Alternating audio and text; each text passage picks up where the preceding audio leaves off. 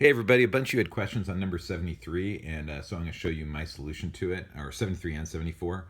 And actually, well, no, I'm going to keep it this way. So number 73 asked you to find a Maclaurin polynomial for cosine x and figure out how many terms you needed to approximate the cosine of 0.75 to the nearest 0.001. So first off, I started off by figuring out all my derivatives so I could set up my Maclaurin polynomial. Sorry, I probably should have done this horizontally, but it's too late now. And so here's the Maclaurin polynomial.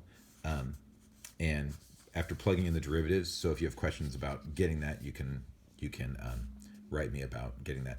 And then at the end, I said it would be plus or minus x to something over n factorial, and then it would stop right there somewhere. We don't know where exactly.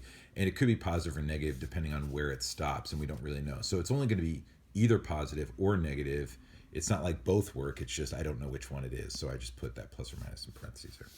And so this is what the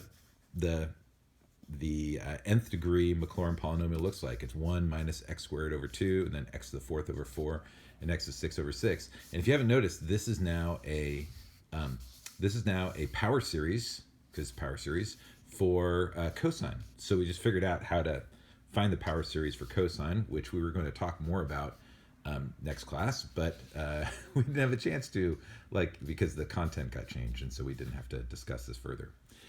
So the big thing is that the maximum error of any Maclaurin series or a Taylor Maclaurin polynomial or a Taylor polynomial is the absolute value of the next term in the series. Whatever the next term is, that's going to be, the error is going to be less than that. And so if we stop at some x to the n over n factorial, then the next term is going to be x to the n plus 2 over n plus 2 factorial. And it could be positive or negative, but it doesn't matter because the error is just positive. So I don't have to worry about the positive or negative. So I'm going to stop at some point in time, and then this term would be my next term, but we're not going to, and this is, as the error has to be smaller, less than or equal to this. And so all we need is this thing, this next term in the series, to be less than 0.001. And there's a factorial in there, so there isn't really a lot of math you can do with a variable factorial, because we don't know how many terms this thing has, or what degree it is, I should say. And so I went guess and check. Actually, literally, I graphed this on my calculator, and I graphed a line at 0.001, and I looked to see how big n needs to be to get below 0.001. It was a very strange window, as you can imagine. And what I saw was that once you get to n equals 4, then you're below. So, and that's small enough because it's less than 0.001.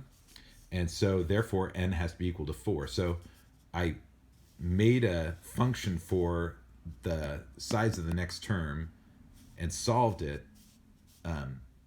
for it being less than 0.001. And that tells me what n has to be. And so fourth degree term. I checked it by plugging in cosine 0.75 and then plugging it into my Maclaurin series, my Maclaurin polynomial, and the error was right there. Is where it's at. It's 0.0002, which made me happy. The back of the book, interestingly enough, said that it didn't give the correct answer. It said there should be 3 terms, but that wasn't what the question asked. The question asked, what's the degree of the polynomial? And so the degree is that it's going to be 4th degree. I mean, they're right. You're going to stop on the 3rd term, but if you stop here, your error has to be less than the absolute value of this thing, which at 0.75, this is less than 0.001. That's how to solve 73. Let me know if you have more questions. That's it. Hope you're having a good weekend, and keep the faith, and know that we're doing good things by persevering. And I'm with you guys. All right, bye.